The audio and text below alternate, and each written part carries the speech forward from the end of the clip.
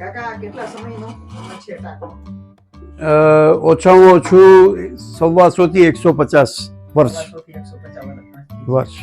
હવે તમે આને પાણી કઈ રીતે કાઢો છો ટાંકામાંથી? ટાંકામાંથી અમે સિંચણથી, એટલે નાળો છે અને ડોલથી જ પાણી સિંચવાનું રહે. જનરલી શું થાય કે તમને લાલચ હોય, તમે મોટર મૂકો તો બીજામાં પાણી વાપરવા માટે કે એમાં તમને એવી ઈચ્છા થાય, પણ અમે એવું નથી કરતા. જનરલી આ પાણી અમે આખું વર્ષ અમે વાપરતા હોઈએ છીએ.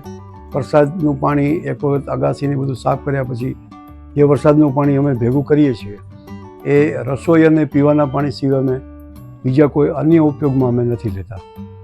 હવે ઘણા લોકોનો એવો પ્રશ્ન હોય છે કે વરસાદનું પાણી છે એમાં તમે સંગ્રહ કરીને રાખો તો તેમાં કીડા પડી જાય કે લીલ પડી જાય, એવું ન થાય? ના, એવું જરાય ન થાય.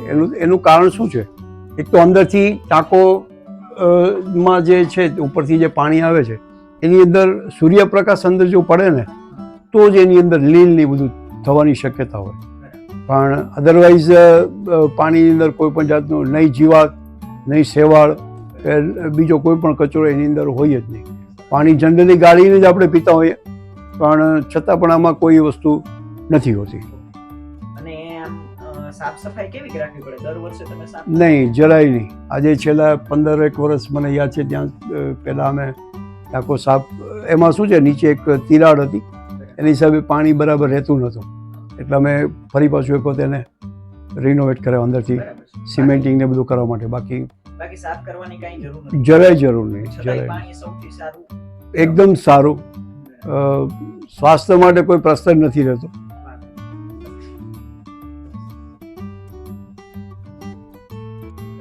ટાંકો છે અને જો કે કોઈ વસ્તુ અંદર પડી ગઈ છે, બરાબર, એટલે આપણે આમ તો ખોલવાનું ન થાય, પણ ગાગરથી અથવા ડોલથી આપણે નાખીએ છીએ, બરાબર, અંદર, અને કોઈ પણ સંજોગો વસાત ડોલ તૂટી જાય કે કંઈ થયું અંદર વહી જાય તો આપણે શું કરીએ તો એને બહાર કાઢી શકાય?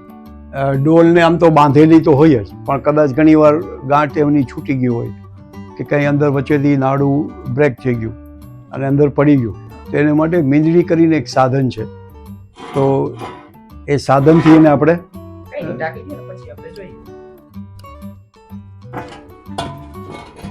આનું ઢાંકણું પણ પેક રાખવામાં આવે છે જેથી કરીને અંદર હવા કે સૂર્યપ્રકાશ ક્યારેય થઈ નથી. સૂર્યપ્રકાશ તો કંઈ આવે જ નહીં, પણ હવા પણ અંદર જઈ નથી શકતી. ઉતારવી છે.